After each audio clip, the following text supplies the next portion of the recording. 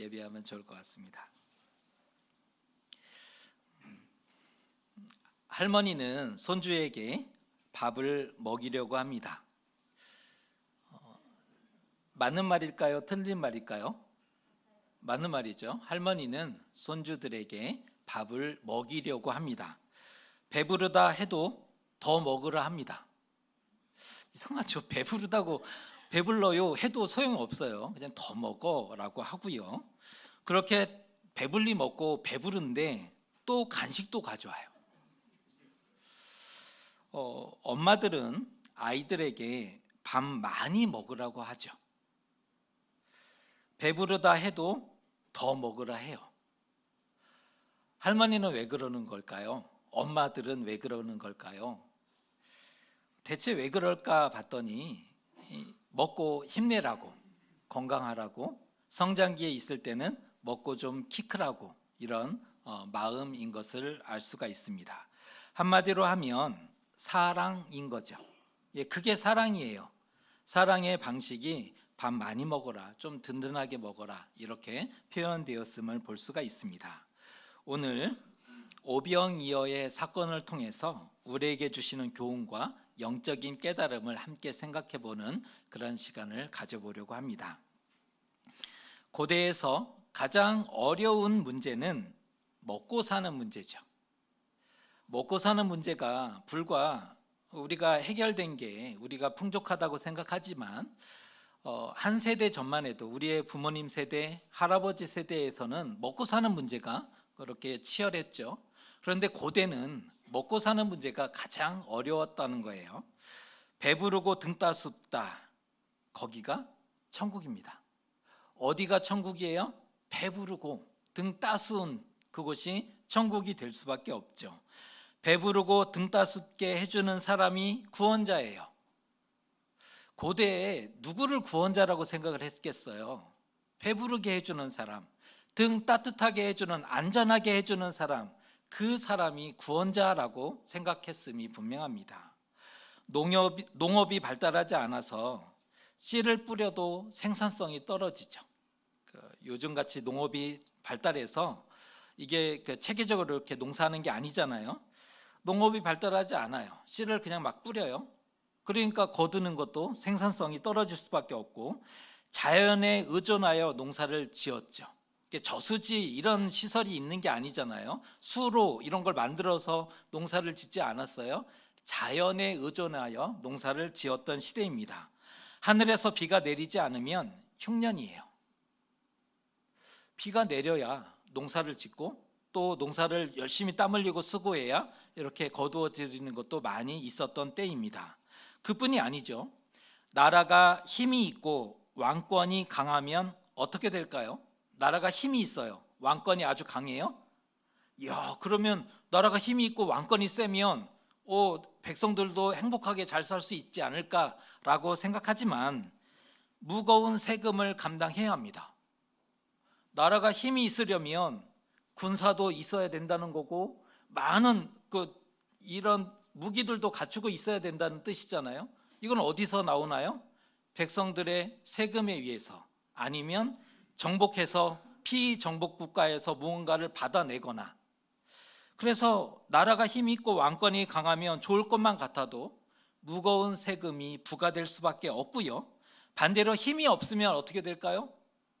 나라가 힘이 없어요. 그러면 어떻게 될까요? 적국이 쳐들어오겠죠. 약탈자들에 의해서 맥없이 가진 것을 빼앗겨야 돼요. 이러나 저러나 살기가 팍팍합니다. 그러니까 나라가 힘이 세도 힘들어요. 힘이 없으면 또 더 힘들어요. 그냥 살기가 팍팍하다는 거예요. 이스라엘은 나라가 멸망한 뒤 600년이 넘는 시간을 보호받지 못했어요. 주전 587년에 바벨론에 의해서 나라가 멸망했죠. 나라가 이제 실체가 사라져 버린 거예요. 남겨진 백성들이 있는데 나라가 멸망한 후 600년이 넘는 시간을 보호받지 못합니다. 그러는 과정 가운데 바벨론의 지배를 받고요. 바벨론 제국의 지배를 받죠. 바사 나라의 지배를 또 받고 그게 끝났다 싶었더니 헬라 제국의 지배를 받아요. 그래서 그것도 좀 끝난다 싶었더니 이제는 로마 제국의 지배를 받죠. 여러분, 감당할 수 있는 제국들이 아니잖아요. 바벨론도 그렇고 바사도 그렇고 헬라도 그렇고 로마도 그렇고, 이거는 백성들이 감당하거나 할 수 있는 그런 나라나 제국이 아니었던 거죠. 그냥 지배를 받아요. 그들이 흩으면 흩어져야 했고, 그들이 밟으면 밟혀야 했죠. 그 험악한 세월을 악으로 깡으로 눈물로 살아내야 했던 거예요. 이 백성들의 삶이 그 험악한 세월을 아무도 보호해주는 사람 없는데, 그 험악한 세월을 악으로 깡으로 눈물로 살아내야 했던 겁니다. 그 중에 백성들 중에도 좀 힘 있는 사람이 있어요. 땅도 있고 이런 사람들은 괜찮은데, 가난한 민초들의 삶은, 가난한 백성들의 삶은 더 고될 수밖에 없어요. 땅도 없어요. 먹을 것도 없죠. 또 희망도 없어요. 이상한 것은 율법이 약속했던 안식년, 희년, 약자보호법, 이런 것들이 있어요. 안식년 7년이 되면, 6년이 지나고 7년이 되면 자유함도 얻는데요. 또 잃어버린 것들을 빚도 탕감이 된대요. 희년이 되면 아버지 때 어떤 실수로 인해서 땅을 잃어버렸지만 아들 때에는 그 땅이 돌아온다는 거예요. 이 안식년, 희년, 약자보호법 같은 근본 율법이 그런데 시행되지 않아요. 율법의 뼈대고 율법의 핵심이에요. 가장 중요했다고 가르침을 받았어요. 그런데 이상하게도 안식년, 희년, 약자보호법 같은 근본 율법이 시행되지 않아요.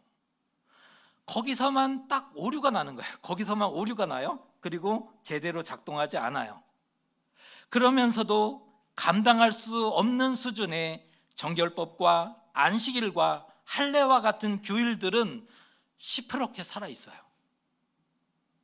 정말 작동해야 된 그런 율법들은 거기서 딱 고장이 나서 작동이 안 되는데, 작동하지 않아도 되는 율법들은 시퍼렇게 살아있어요. 애초에 백성들은, 가난한 백성들은 이것을 감당을 못하죠. 그러니까 죄인들이 속출하는 거예요. 그 기준으로 판단하는데, 이거는 그걸 지켜낼 수 없는 사람들, 백성들이 대다수인데, 그들은 죄인으로 그냥 전락해버리는 거예요. 낫더니 죄인이네. 아무것도 한 게 없어. 그냥 땀 흘리고 열심히 살았는데 그냥 죄인이에요. 하루를 살아가는데 지친 수많은 이들이 가득했어요. 가득해요. 하루를 사는 게 힘든 거예요. 하루를 살아내는 게 정말 쉽지 않았어요. 하루를 살아가는데 지치는 수많은 이들. 그런데 비본질적인 것들에 목숨을 걸게 만들어요, 세상이. 정말 하루살이도 정말 버겁고 힘겨운 사람들에게 비본질적인 것들로 목숨을 걸게 하고 의무와 책임을 짐지워요. 짊어질 수 없는 그러한 의무와 책임을 어깨에 짊어지우고 강요하고 억압해요. 아무도 보호해주지 않아요. 목자가 없었죠. 이 시기에 목자가 없었어요. 그래서 누군가 리더십을 조금만 발휘하면 금세 사람들이 우르르 따라가는 거죠. 우리가 소개받지 않았지만 지도자들이 있었어요. 그들이 나타나면 우르르 사람들이 거기에 마음이 쏠립니다. 무엇을 방증해주고 있어요? 살기가 너무 힘들고 어려웠다. 삶의 희망을 찾고자 한 거예요. 그들이 삶의 희망을 찾고자 하는 방식이 뭐예요? 이 사람이 우리의 리더가 될 수 있다면, 이 공경에서 우리를 구원해 줄 수 있다면 해서 우르르 마음이 거기에 쏠리는 거예요. 살기가 어려웠다는 방증이죠. 끊임없이 하늘의 표적을 구하잖아요. 우리가 표적을 보여주십시오. 왜 이들은 표적을 구했는가? 왜 이들은 메시아를 그토록 기다렸는가? 같은 이유예요. 어떻게든 희망이라는 것이 있어야, 저 멀리 뭔가가 희망이라는 것이 있어야 살 수 있었기 때문인 거죠. 그런데 어느 날 예수라는 인물이 출현했어요. 물로 포도주를 만들었대요. 와, 병자들을 고쳐주는 거예요. 그 불쌍한 사람들을 고쳐줬대요. 눈을 뜨게 해줬대요. 많은 표적을 행하셨어요. 소문이 나요. 꼬리에 꼬리를 물고 예수님의 이야기가 전해졌어요. 이 유대 땅에.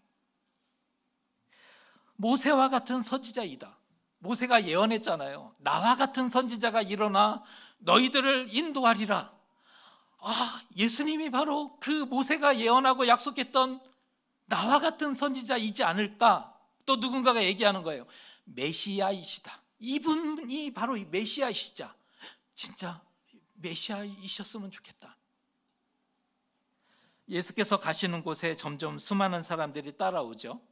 이 소문을 들었으니까 본 것도 있고 와서 말씀을 듣는 거예요. 그 하시는 일을 보고 그 기적에 놀라게 되죠. 그러던 중에 어느 날 예수께서 갈릴리 바다 건너쪽 산으로 나가시는 일들이 나타나요. 그러면서 오늘의 말씀이 시작돼요. 이 분위기 가운데 어느 날 예수께서 갈릴리 건너쪽이니까 요단 동편이겠죠. 요단 동편의 산으로 나가시는 사건이 진행이 됩니다. 그랬더니 사람들이 앞다투어 예수님을 만나기 위해 따라 나갔다 였던 거죠. 그런데 그 시점을 유월절이 다가오고 있다를 지금 언급해주고 있어요. 자, 유월절이 다가오고 있어요. 그러면 이스라엘 사람들은 무엇을 했을까요? 예루살렘에 올라가야죠. 왜요? 유월절 절기를 지키기 위해서 짐을 싸서, 일주일의 절기니까 짐을 싸서 예루살렘으로 가야 해요. 그리고 예루살렘 성 안에서 유월절을 지키는 게 전통이었죠. 자, 유월절이 다가오고 있는데 이 사람들이, 백성들이 지금 갈릴리 바다 건너쪽 요단 동편으로 발길을 내디디고 있어요. 예루살렘과는 반대쪽인데 지금 예루살렘을 가야 유월절을 지키는데 이들은 예루살렘 반대쪽으로 가고 있다는 거예요. 예루살렘 순례조차 미루고 예수님을 보고자 호수 건너편으로 건너간 겁니다. 그만큼 예수님이 중요했다. 그들의 마음 가운데 지금 뭐가 중요하다고요? 예수님 만나는 것, 그들에게는 우선순위의 일로 여겨졌다는 거예요. 지금 상황이. 배 타고 오기도 했고 배를 구할 수 없는 사람들, 배를 타지 못, 돈이 없으니까 배를 못 타면 호수를 빙 둘러서 걸어서 요단 동편으로 갈 수밖에 없는 거죠. 배를 탄 사람들은 좀 있었던 사람들인 것 같아요. 뱃삭을 낼 수 있는. 근데 그조차 불가능한 사람들은 호수를 빙 둘러서 요단 동편으로 건너갔으니 힘든 여정이죠. 그때 예수께서 큰 무리를 보시고 빌립에게 말씀하시는 거예요. 우리가 읽었잖아요, 본문을. 우리가 어디서 떡을 사서 이 사람들을 먹이겠느냐. 이 말이 참 중요하죠. 우리가 어디서 떡을 사서 이 사람들을 먹일 수 있겠느냐라고 빌립을 시험하셨다, 테스트하셨다, 물으신 거죠. 이 말은 누가 보호하는가, 누가 먹을 것을 줄 수 있느냐라는 아주 간단한 질문입니다. 예수께서 이렇게 물으셨던 것은 누가 보호할 수 있느냐, 누가 백성을 보호하고 누가 이 백성에게 먹을 양식을 줄 수 있느냐를 묻는 아주 간단한 질문이었어요. 빌립에게 기대한 말이 있죠. 예수님이 무엇을 빌립에게 기대하셨을까요? 주님이 주실 수 있습니다. 이 말이 나왔어야죠. 주님께서 이들을 보호하실 수 있고 주님께서 이들에게 양식을 주실 수 있습니다. 이 말을 기대하셨을 거예요. 예수께서 보호하심, 예수께서 공급하심에 대한. 하지만 머리가 좋고 셈이 빠른 빌립은 하필 머리가 좋았대요. 빌립이 하필 셈이 빨랐대요. 빌립이 이렇게 대답하죠. 200데나리온의 떡도 부족할 것 같습니다. 오늘날로 환산하면 2천만 원쯤 돼요. 하루에 일당을 10만 원으로 계산하면 200일 일당이니까 한 2천만 원 정도, 이것도 부족할 텐데요 라고 대답을 하죠. 이 말은 이 200데나리온의 떡을 한 번에 살 수 있는 방식도 없고, 지금 광야 산에서 시장에 갔다 올 수도 없고, 또 우리의 수중에 그만한 돈도 없습니다를 그 포함해서 예수께 대답을 한 거죠. 셈이 빠른 것보다 믿음이 빨랐다면 참 좋았을 것을. 근데 사람들은 너무 똑똑해요. 셈이 빨라요. 필립이 하필 왜 머리는 좋아가지고 지금은 셈이 빠른 게 필요한 게 아니었잖아요. 셈이 빠른 것보다 믿음이 좋았다면 참 좋았을 것을. 지금 이 시기가 6월절이잖아요. 6월절을 앞두고 있어요. 장소도 때마침 광야예요. 뭐가 연상되지 않습니까? 6월절을 앞두고 있어요. 6월절 직전이에요. 장소가 산이고 광야인 거예요. 출애굽 때 먹었던 그 만나의 기적이 다시 일어난다면 얼마나 감동이었겠어요. 딱 지금 모든 게 갖춰졌잖아요. 6월절을 앞두고 있어요. 장소가 광야예요. 출애굽 때 먹었던 그 만나의 기적이 오늘 재현될 수 있다면 얼마나 감동이었겠습니까? 이번에 안드레가 한 아이의 오병이어를 찾아서 와요. 눈썰미가 좋았어요. 눈썰미가 좋은 것도 능력이죠. 안드레는 눈썰미가 좋았던 거예요. 딱 보고는 야, 이거 먹을 거를 지금 여기에 감추고 있구나, 이게 직관적으로 안 거죠. 한 아이의 오병이어를 찾아서 예수님께 데리고 오고 있다는 거예요. 그가 믿음으로 여기에 한 아이의 오병이어가 있으니 주님께서 이 백성들에게 양식을 해결해 주십시오라고 간구했다면, 여기 한 아이의 오병이어가 있으니 예수님께서 이것으로 양식을 해결해 주시면 좋겠습니다 라고 간구했다면 예수께서 칭찬하셨을 게 분명해요. 하지만 뭐라고 했는지 아십니까? 이것 오병이어로는 이 많은 사람에게 택도 없습니다. 한 아이의 오병이어를 잘 가지고 와서는 우리가 이것밖에 없는데 이걸로는 지금 이 많은 사람들에게 택도 없습니다. 택도 없어 보입니다 라고 말하죠. 제자들은 아직 기적의 촉매제의 역할을 감당하지 못해요. 기적에는 촉매자가 필요해요. 딱 이게 첨가됐을 때 뭔가 반응이 특별한 어떤 화학작용이 일어나듯이 그거를 촉매자라고 표현하잖아요. 기적의 촉매자의 역할을 제자들이 아직 감당하지 못하는 그런 믿음 단계에 있었음을 볼 수가 있죠. 이에 예수께서 사람들을 앉게 하는 거예요. 무엇을 제공하면서 불편한 상태, 줄 서시오, 기다리시오, 이게 아니라 좀 앉으세요, 앉으십시오, 여기 오는데 힘들었으니 다리를 좀 앉으시면 좋겠다, 이게 앉게 만들면서 11절에 이런 일들이 진행이 됩니다. 읽어드립니다.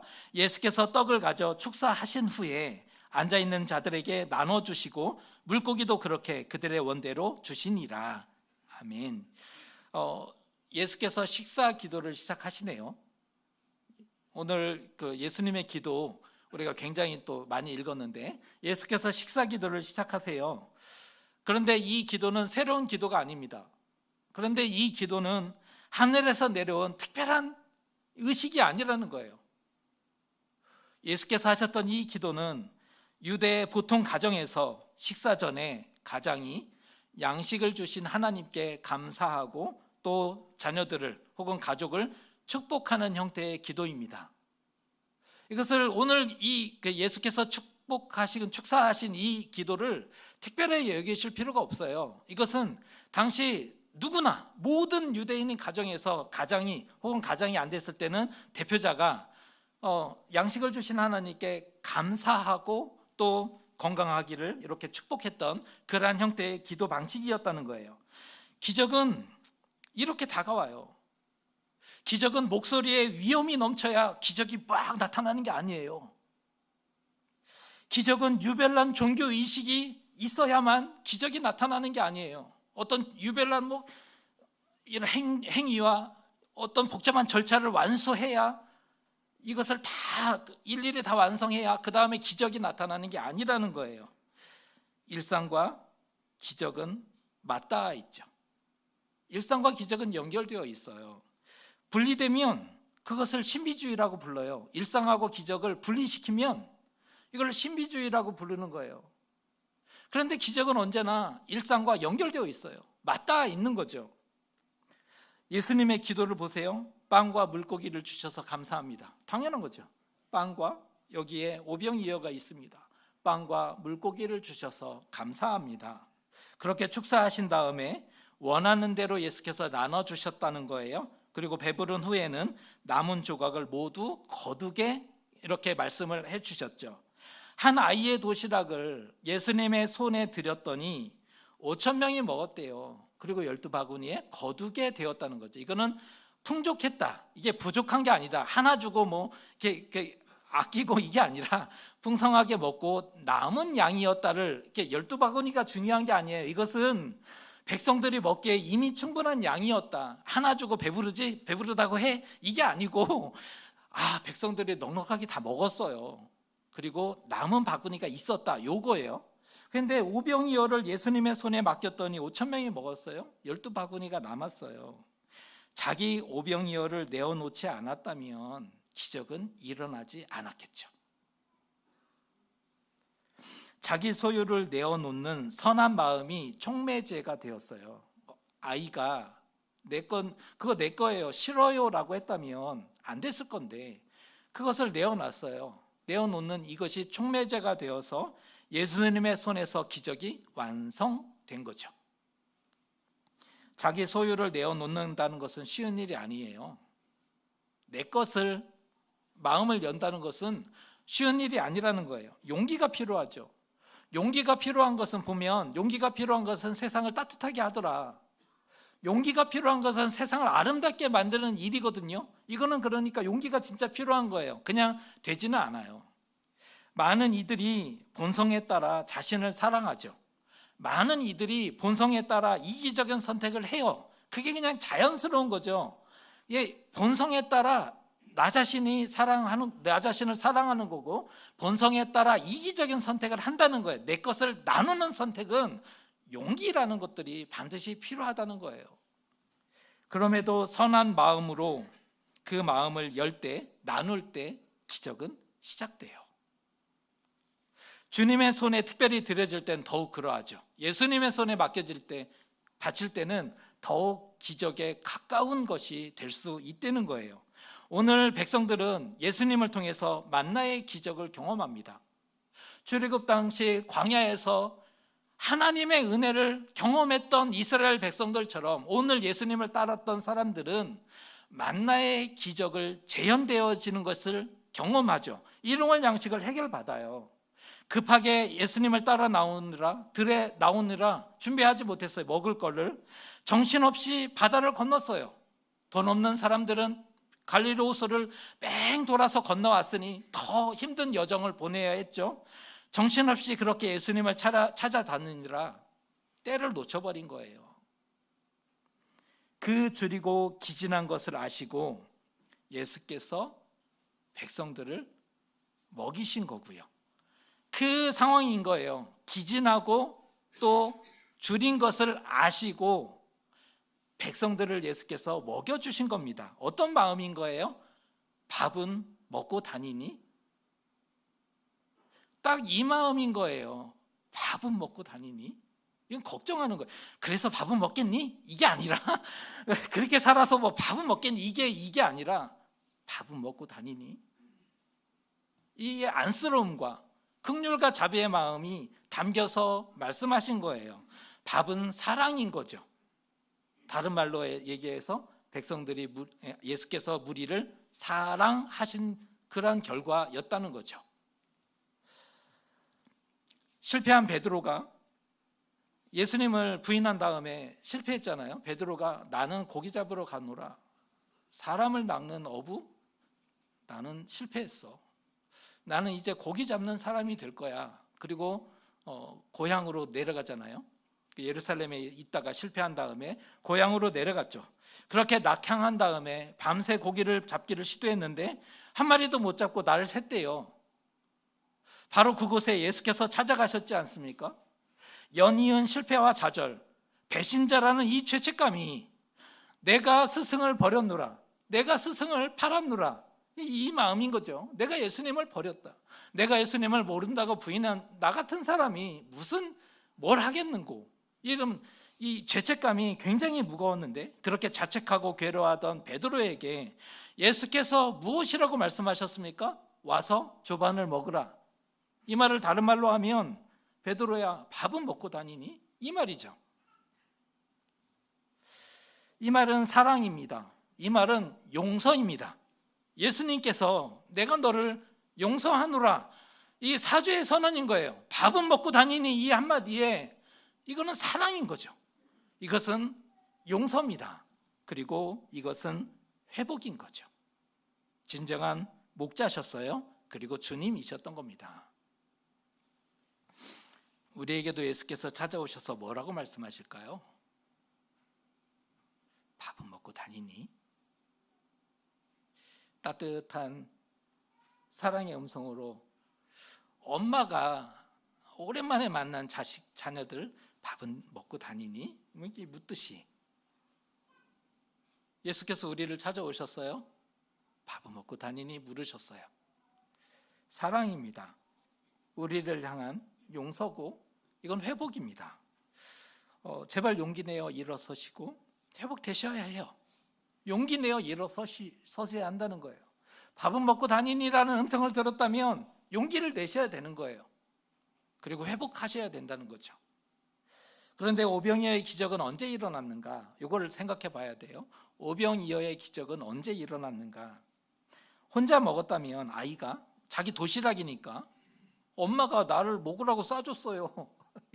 다른 사람 게 아니란 말이에요. 이것은 내 거란 말이에요. 우리 엄마가 싸준 거를 왜 아줌마가 내 것을 탐내십니까? 라고 한다면 굉장히 그 얘기가 어려워졌겠죠. 그런데 혼자 먹으면 혼자 기쁘고 배불렀을 거예요. 그 아이의 도시락이었으니까.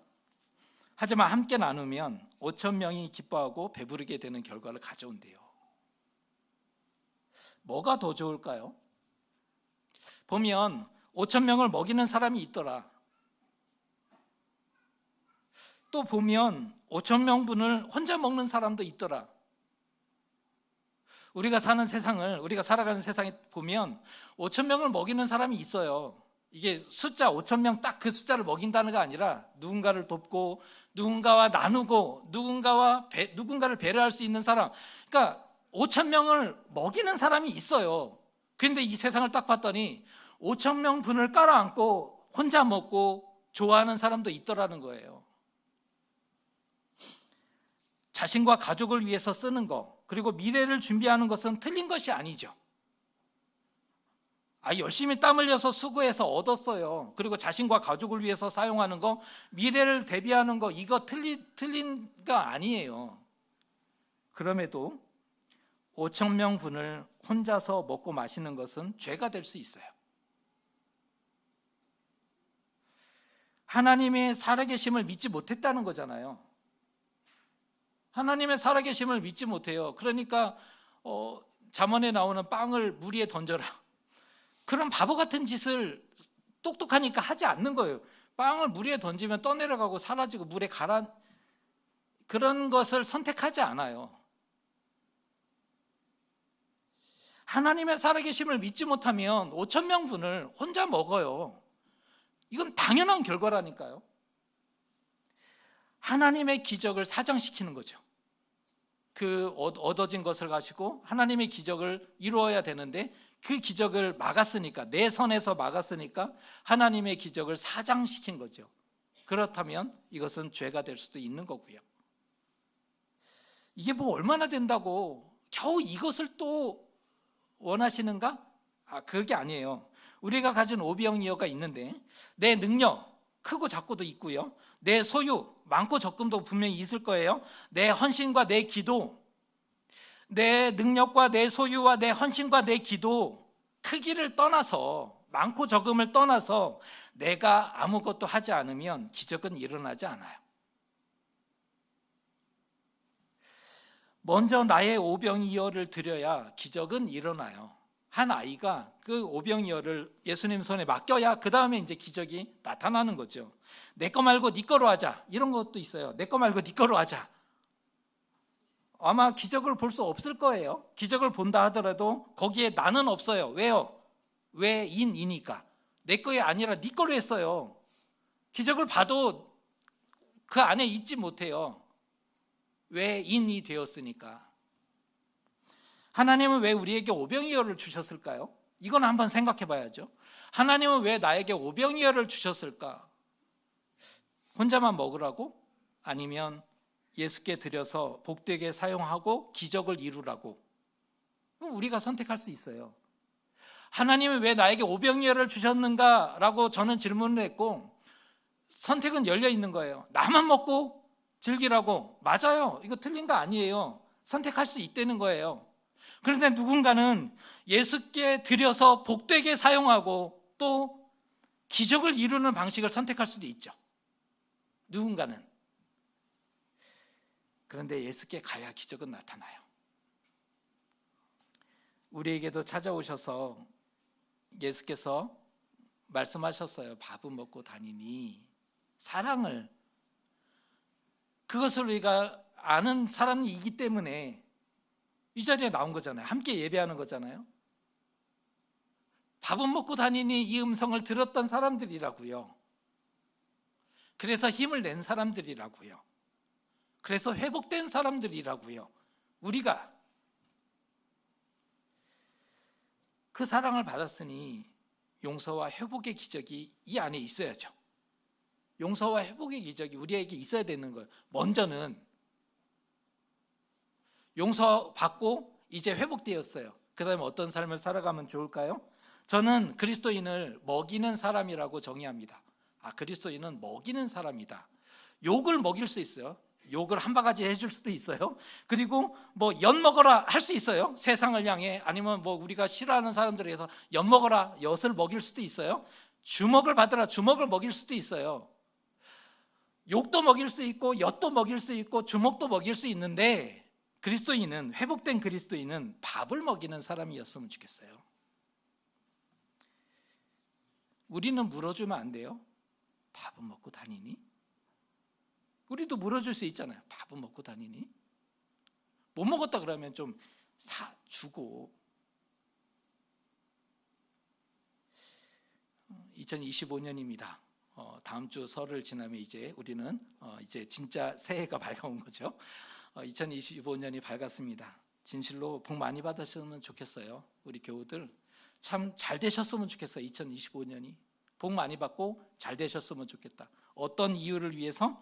오병이어로 갚아주기 위해서, 오병이어를 내어놓기 위해서. 그런 점에서 복 많이 받으셨으면 좋겠어요. 그런 점에서 2025년 잘 되셨으면 좋겠어요. 잘 되신 다음에 오병이어만 더 하지 마시고 오병이어만 내어주세요. 누군가가 힘 얻을 수 있도록. 5,000명을 먹이는 사람들이 되었으면 좋겠다. 이게 우리의 기도 제목이 되었으면 좋겠어요. 하나님 주신 그 좋은 것을 깔고 앉아서 먹는 사람이 아니라, 하나님 할 수만 있다면 5,000명이라도 먹일 수 있는 힘을 주십시오. 손에 힘을 주십시오. 그러면 이게 꼭 물질만이 아니잖아요. 재능도 가능한 거고 마음도 가능한 거고 얼마든지 보탤 수 있으니까. 우리 한 번뿐인 인생 5,000명을 먹이는 이 삶을 선택해보고 하나님과 함께 멋있게 걸어가시면 어떨까요? 그런 점에서 2025년이 기대가 됩니다. 복 많이 받으십시오. 제발 잘 되십시오. 그래서 5,000명을 먹이는 그 선택을 단 한 번이라도 할 수 있는 2025년이 될 수 있도록, 그런 2025년이 되시기를 주님의 이름으로 축복합니다. 기도하겠습니다. 오병이어가 주님의 손에 들려졌을 때 그때 기적이 되어 돌아왔습니다.